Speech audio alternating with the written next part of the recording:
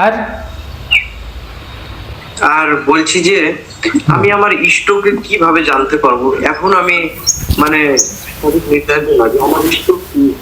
তখন আমি প্রথম থেকে আমি মায়ের আরাধনা করে যাচ্ছি, মাকে সেবা করি, এখনো করে যাচ্ছি। কিন্তু আমার মাকে মা মনে হয় আমার উপর কৃপা করে, এরকম একটা অনুভব করতে পারি। মা মনে হয় আমার সাথে। তো তারপরেও মানে বুঝবো কি করে যে হ্যাঁ সত্যি আমার ইষ্ট? আমার ইষ্টকে বুঝবো কি করে? মানে কালী, দুর্গা, নাকি শিব, না কৃষ্ণ, ইত্যাদি ইত্যাদি। হ্যাঁ। আচ্ছা, এখন আমাদের তথাকথিত সমাজে জন্ম নিলেই পশ্চিমবঙ্গ এরিয়াতে তুলসীর মালা গলায় দিয়ে দেয়। সেদিন একজন স্বামীজি মহারাজ আমাকে ফোন করে বলছে যে মহারাজ, এই মন্দিরে কিন্তু কীর্তন হচ্ছে, তো কীর্তন বা কীর্তনের আগে বা পরে যাই হোক একটা জায়গায় একজন লেকচার দিয়ে বলছে আমাদের একমাত্র ধর্ম হচ্ছে হরিনাম। একমাত্র ধর্ম হচ্ছে হরিনাম, আমাদের ধর্মের নাম হচ্ছে হরিনাম।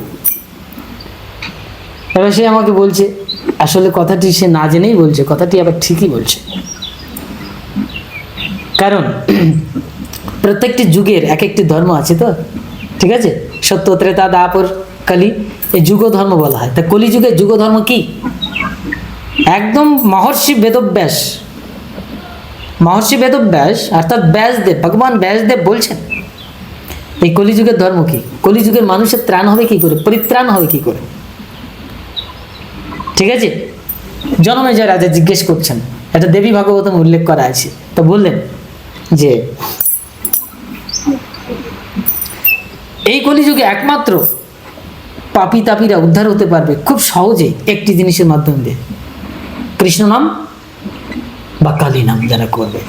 বিশেষ রূপে বলা হয়েছে দেবীর নাম যারা করবে, কালী নাম যারা করবে তাদের মুক্তি হবে, পরিষ্কার বলা আছে। দেবী ভাগবতমে বলা আছে এবং বিষ্ণু পুরাণে বলা আছে বা অন্যান্য শাস্ত্রে বলা আছে। এবং রাধাতন্ত্র যদি ঘাটাঘাটি করা তাহলে পরিষ্কার হয়ে যাবে হরিনামটা কি। ঠিক আছে, তাহলে যদি যুগধর্ম সিদ্ধান্ত নেওয়া হয় তাহলে প্রত্যেকেরই ইষ্ট হবেন কৃষ্ণ অথবা দেবী মহাকালী বা দুর্গা বা দেবী ভগবতী বা মহাত্রিপুরা সুন্দরী। এই হরিনাম অ্যাকচুয়ালি হচ্ছে মহাত্রিপুরা সুন্দরীর নাম, এটা কৃষ্ণের নাম নয়। রাধাতন্ত্র যারা জানতে চান হরিনাম সম্পর্কে, তারা রাধাতন্ত্র বৈষ্ণবীয় তন্ত্র, এটা আমাদের মানে আমাদের বলাটা ঠিক নয়। এটা যারা মনে করেন যে এটা শৈববাদীরা আলাদা, বৈষ্ণববাদী থেকে আলাদা, এরকম সব মনে করে, শাস্ত্র সবার জন্য, কারো ব্যক্তিগত নয়। এবার সেখানে একটু সেকশন নিয়ে এসছে, ভাগ এসছে। তো রাধাতন্ত্রে বৈষ্ণবীয় শাস্ত্রের একটি মুখ্য শাস্ত্র রাধাতন্ত্র, সেখানে হরিনাম সম্পর্কে ডিটেল বলা আছে। এই হরিনাম হচ্ছে মহাত্রিপুরা সুন্দরী নাম। এবং এইখানে যে হরে কৃষ্ণ এর প্রত্যেকটি অক্ষরের ব্যাখ্যা করা আছে। এখানে যে 64টি অক্ষর বা 32টি অক্ষর বা এরকম 16 নাম 32টি অক্ষর এসব বলছে না, ঠিক আছে, এগুলো প্রত্যেকটি অক্ষরের বিশদ ব্যাখ্যা করা আছে, নাম পরিষ্কার ডিটেল বলা আছে।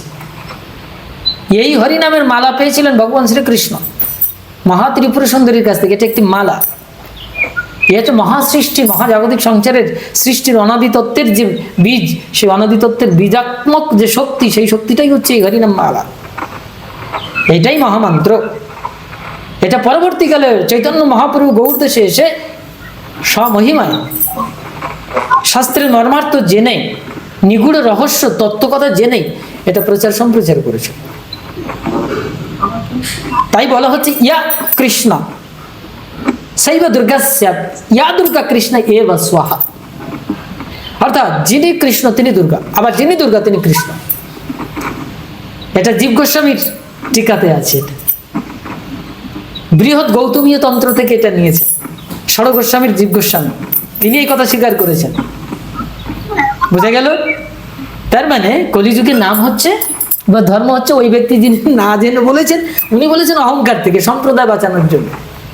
ও তো আর জানে না হরিনামটা কি জিনিস।